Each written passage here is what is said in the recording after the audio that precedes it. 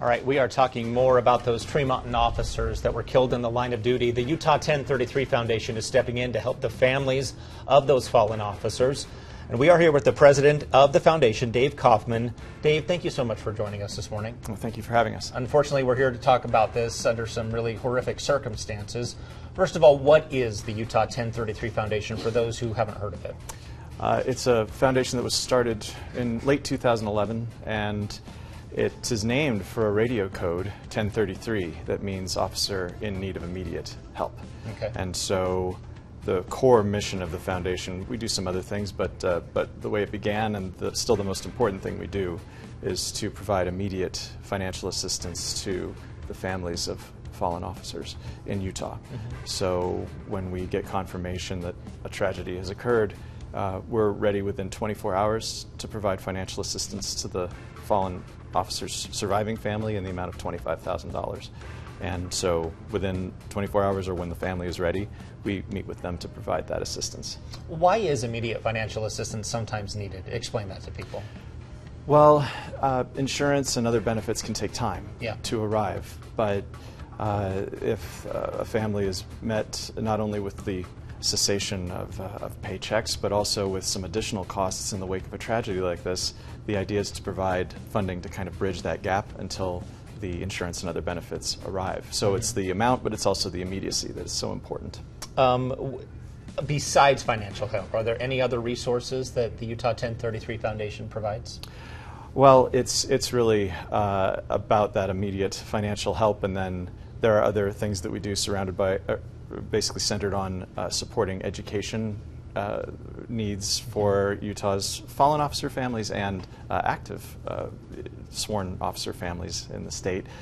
We have a family education trust fund that steps in to provide those additional education dollars for fallen officer families, and then we have a leadership awards program that people who are dependents of active Utah law enforcement or fallen Utah law enforcement can apply for, and that's to pursue higher education. So we do those things as well. Okay. Where does the money come from?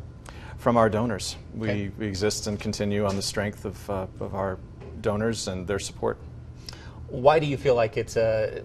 Tell us about the origination, I should ask, of the foundation. How did it first come about? It started with a conversation between our co-founders and Utah law enforcement. They basically asked the question, if we wanted to do something to support Utah law enforcement, what's the most important thing that we can do?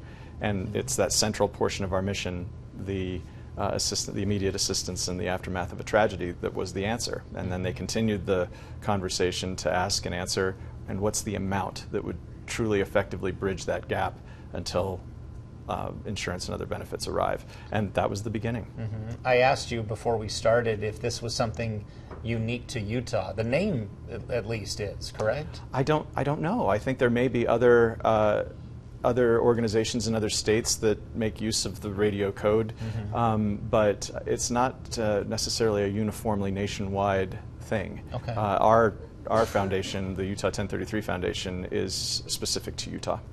I don't know if you have exact numbers, but give me a general idea if you don't. How many families have you had to help since the foundation's founding? It's now 13.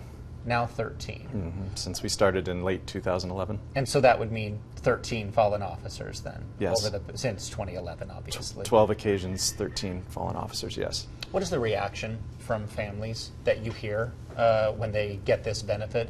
Perhaps the immediate reaction, and then maybe when they have time to reflect after time has passed. I'm always amazed at how poised and gracious the families are, and their gratitude is very heartfelt, not just for what we do, but for the support that's felt from the entire community.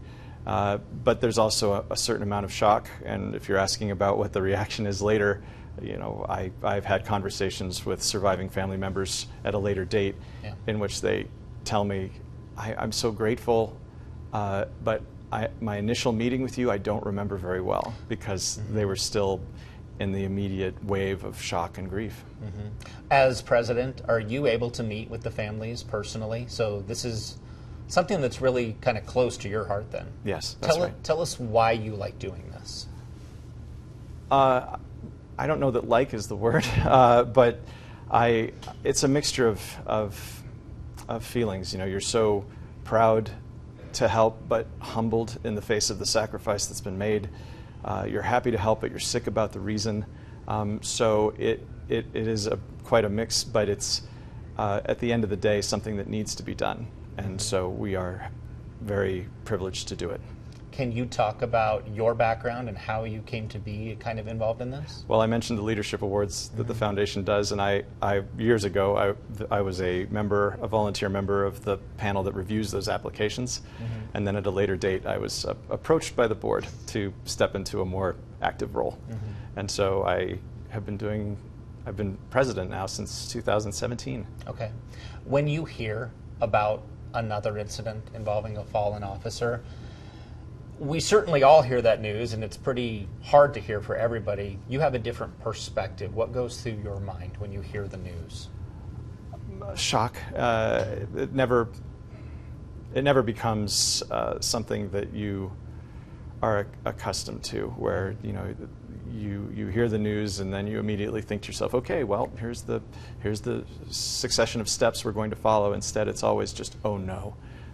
It never becomes, it never gets dulled or less impactful in that way. Always shocking. You rely on donors, so yes. We want to let people know, how can they help? What are some of the best ways to help, the easiest ways to help?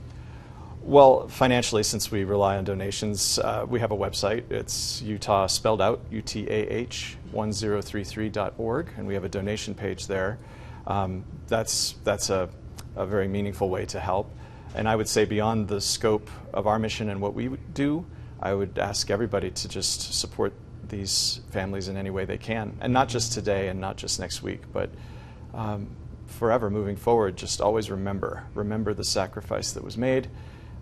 Never forget, and just kind of proceed with a kind of a quiet gratitude for the risks and sacrifices that some people make in order for us to have safer communities. Okay. Dave, thank you so much for joining us again. I know it's hard to come and talk under these circumstances, but we certainly do appreciate it, and I'm sure the families do as well. Oh, thank you very much.